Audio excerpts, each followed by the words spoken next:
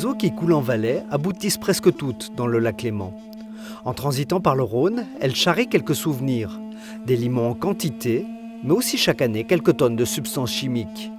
L'État du Valais veut réduire ces pollutions, quelle que soit leur source.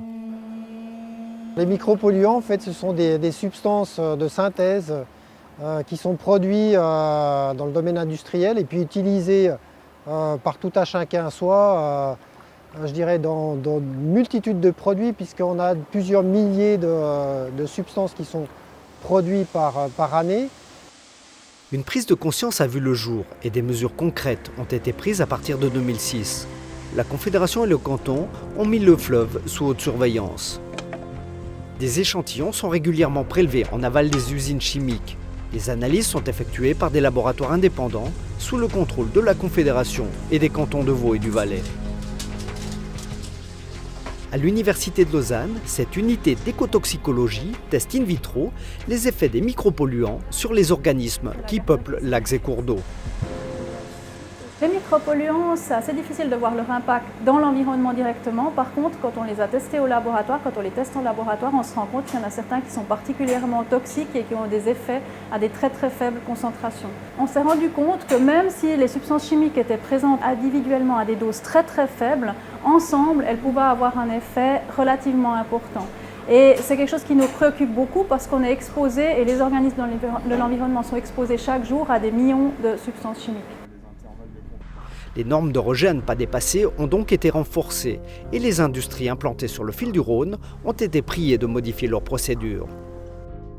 À Eviona, BASF a changé certaines méthodes de travail et mis en œuvre des dispositifs de récupération des résidus.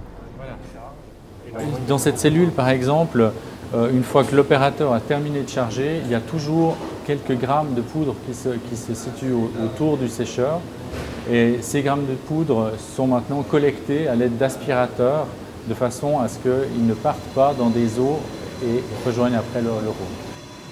La lutte à la source des pollutions permet de fournir à la station d'épuration une eau nettement moins chargée en produits chimiques, mais impossible de s'en passer complètement. Alors, celles qui contiennent des résidus sont stockées puis détruites. Et c'est à Montaix que cette opération est réalisée. L'entreprise de service Simo possède un four spécial capable de détruire les polluants organiques. Les eaux sont pulvérisées à l'aide d'ultrasons et incinérées durant 4 secondes à 1100 degrés. Cette technologie est efficace, mais certains types de micropolluants ne peuvent pas en bénéficier. Alors, des fabricants de produits chimiques doivent installer des filtres à charbon sur certaines unités. Une solution coûteuse mais nécessaire. La loi en préparation permettra de lutter contre une autre source de micropolluants, celle que tout un chacun rejette dans les eaux domestiques. Notre principale station d'épuration devra subir des adaptations, mais il y a un financement qui est conséquent qui est prévu par la Confédération. Donc nous, on mettra notre part et puis on tâchera de s'adapter le plus rapidement possible. L'usage des produits chimiques s'est étendu à pratiquement toutes les activités humaines. Leurs conséquences sur le vivant et notre santé sont certainement très graves. Aucun effort ne devrait être ménagé pour éviter qu'ils ne se retrouvent dans la nature.